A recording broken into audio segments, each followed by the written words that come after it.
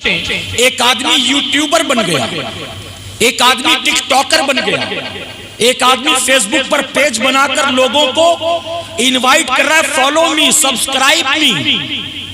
ایک آدمی جو اپنے جیتے جی اتنا بڑا یوٹیوبر، اتنا بڑا ٹک ٹاکر بن گیا کہ اس کے فالوور 2-4 ہزار نہیں، ملین بلین میں ہیں، جس نے لاکھوں فالوورز کی ٹیم اکٹھا کر رکھی ہو، ناچتا ہے لوگ اپریشیٹ کرتے ہیں، گاتا ہے لوگ حوصلہ افزائی کرتے ہیں، گالی دیتا ہے لوگ اپریشیٹ کرتے ہیں، واہ واہ کیا ویڈیو بنایا ہے، وائرل کرنے دھڑلے سے چاروں طرف پھیل رہا ہے۔ اس نے اپنی پوری زندگی یہی کر کر کے 10 20 30 40 لاکھ لوگوں کی فوج اکٹھا کر لی، لیکن جب نچنیا گویا مرنے کے بعد قبر میں جائے گا تو جن 40 لاکھ فالوور کو چھوڑ کر گیا ہے، ان 40 لاکھ لوگوں میں کوئی ایک بھی ہوگا جو اس کی قبر پر آ کر فاتحہ پڑھ سکتا ہے؟ یاد رکھیں، ایک آدمی جیسا ہوتا ہے جیسی فطرت کا، اس کے چاہنے والے بھی اسی فطرت کے ہوتے ہیں۔ اگر تو نچنیا گویا ہے تو تیرے چاہنے والا کوئی حافظ قرآن نہیں ہوگا، کوئی عالم دین نہیں ہوگا، کوئی مبلغ نہیں ہوگا، تیرے فالوور بھی یقیناً تیری ہی طرح گناہوں کے دلدل میں ڈوبے ہوں گے۔ تو بڑا پاپی ہے، وہ چھوٹے چھوٹے پاپی ہیں، لیکن دیکھ لینا تیرے مرنے کے بعد ان میں سے کوئی ایک بھی تیرے لیے صدقہ جاریہ نہیں بن سکتا، کوئی ایک بھی تیرے لیے فاتحہ پڑھنے کی، یہاں تک کہ شب برات میں تیری قبر پر آ کر نہ وہ فاتحہ پڑھ سکتے ہیں، نہ وہ یاسین شریف کا ختم کر سکتے ہیں، کچھ بھی تیرے لیے نہیں کر سکتے۔ تیری موت پر آنسو تو بہائیں گے، تیری موت پر ان کا دل تو ٹوٹے گا، وہ کمنٹ کریں گے، لوگوں سے شیئر کریں گے، وہ افسوس ظاہر کریں گے، ہفتے 10 دن 15 20 دن 1 مہینے 2 مہینے کے بعد بھول جائیں گے۔ ارے جب مرنے والے باپ کو جوان بیٹے بھول جاتے ہیں، مرنے والی بیوی کو شوہر چند سالوں میں بھول جاتا ہے، مرنے والے ماں باپ کو اولاد بھول جاتی ہے، تو جیسے نچنیے گویے کی کیا گنتی ہے؟ تو مر جائے گا، تجھے چھوڑ کر وہ کسی اور کے پیچھے لگ جائیں گے، اب اس کا ویڈیو دیکھیں گے، اب اس کو وائرل کریں گے، اب اس کو اپریشیٹ کریں گے، اب اس کو فالو کریں گے۔ لیکن تو نے اگر ان سے دوستی نہ کی، تو نے کسی مبلغ سے دوستی کر لی، تو نے کسی حافظ قرآن سے دوستی کر لی، تو نے مسجد کے امام سے دوستی کر لی، تو نے کسی عالم دین سے دوستی کر لی، اگر تو 2 4 5 سال کے بعد مر گیا تو مرنے کے بعد تیرے نچنیے گویے دوست تیرے لیے فائدہ مند ثابت نہیں ہوں گے، لیکن وہ عالم دین نماز سے فارغ ہو کر جب ہاتھ دعا کے لیے اٹھائے گا، یقیناً وہ تیری بخشش کی دعا کرے گا، جب وہ فاتحہ خوانی کے لیے جائے گا، یقیناً تیری مغفرت کی دعا کرے گا، کسی اور کے جنازے میں شامل ہو کر جب وہ قبرستان پہنچے گا، ابھی میت کی تدفین کا اہتمام ہو رہا ہوگا، وہ کہے گا میں فلاں کی قبر پہ فاتحہ پڑھ کے آتا ہوں، جب وہ شب برات میں اپنے ماں باپ یا جان پہچان والوں کی قبر پر جائے گا تو تیرے لیے بھی ہاتھ اٹھا کر بخشش کی دعا کرے گا۔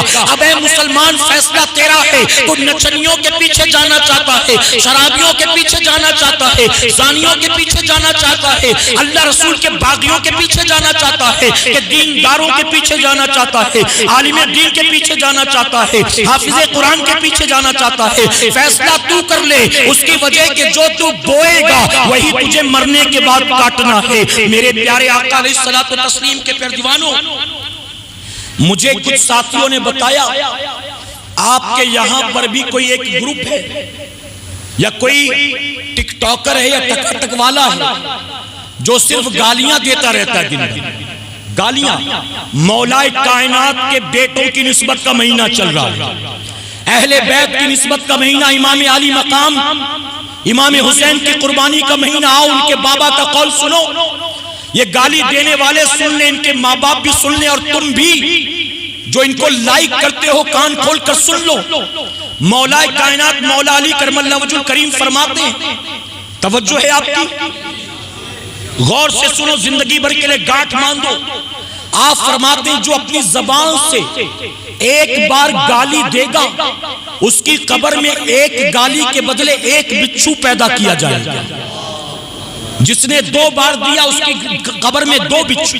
جس نے 3 بار دیا اس کی قبر میں 3 بچھو۔ اب سوچئے جس کی زندگی اسی چکر میں گزری ہے کہ چند ٹکوں اور نیم فیم کے چکر میں وہ گالیاں ہی دے دے کے مشہور بن گیا، سیلیبریٹی بن گیا، ہیرو بن گیا، سوچ لو اس کی قبر میں اس کا انجام کیا ہوگا۔ پھر ایسوں سے یارانہ کرو گے تو تمہارا انجام کیا ہوگا، ایسوں کی برائی پر حوصلہ افزائی کرو گے تو تمہارا انجام کیا ہوگا۔ میرے پیارے آقا علیہ الصلوۃ والتسلیم کے پیارے دیوانوں، زندگی زندگی بہت مختصر ہے، آپ ہوش کے ناخن لو، توبہ کر لو، ایسے بروں کا ساتھ مت دو، ان کو برائی پر اور ساتھ دے کر تم گویا جہنم کی طرف دھکیلتے ہو اور ان کے پیچھے پیچھے تم بھی جاتے ہو۔ میں معذرت کے ساتھ کہوں گا، میں نے ایک مرتبہ دیکھا تھا، بس میرا عنوان یہی تھا، میں نے ریسرچ کیا، شرم سے ڈوبنے کا مقام ہے۔ جانتے ہو اب تو گورنمنٹ نے چند مجبوریوں کی وجہ سے ٹک ٹاک اور پب جی پر پابندی لگا دی، لیکن جو اس کے نشیڑی لوگ ہیں انہوں نے دوسرا انتظام کر لیا اور وہ اب بھی ٹک ٹاک بھی کھیلتے ہیں، ٹک ٹاک پر بھی ہیں اور پب جی بھی کھیلتے ہیں۔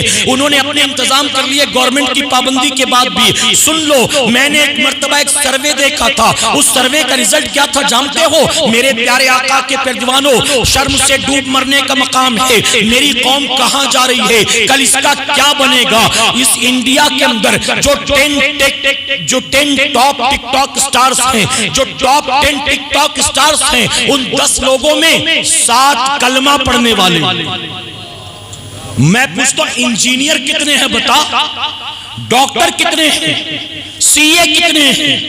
ایم بی اے کتنے ہیں، منسٹر کتنے ہیں، M P M L A کتنے ہیں؟ ارے کسی آپ کے علاقے کے اچھے کالج میں جا کر دیکھو مسلمان پروفیسر کتنے ہیں، کسی گورنمنٹ ہاسپٹل میں جا کر دیکھو مسلمان سرجن کتنے ہیں، گورنمنٹ آفس میں جا کر دیکھو مسلمان آفیسر کتنے ہیں۔ آپ کو وہاں یہ قوم نظر نہیں آتی ہے، ٹک ٹاک پر نظر آتی ہے۔ اب اور سن لو، ڈوب مرنے کا مقام ہے۔ ان 7 نچنیوں گویوں میں 2 لڑکیاں تھیں، ٹاپ ٹک ٹاک سٹار 10 میں 7 مسلمان اور ان میں 2 لڑکیاں۔ اللہ اکبر! اور اب تو دیکھیں تو وہ دور آ گیا ہے، باقاعدہ برقع پہن کے ناچ رہی ہے، برقع پہن کے چٹکلا سنا رہی ہے، نقاب پہن کر فلمی ڈائلاگ ہے۔ کیا سمجھا؟ نقاب پہن کے یہ کروں گی تو گناہ نہیں ہوگا، ثواب ہوگا، نیکی ہوگی۔ ارے تم کس نبی کی ماننے والی ہو، تمہیں ہوش نہیں؟ میرے آقا نے فرمایا مسلمان عورت قرآن کی تلاوت بھی کرے تو غیر محرم اس کی آواز نہ سن سکے۔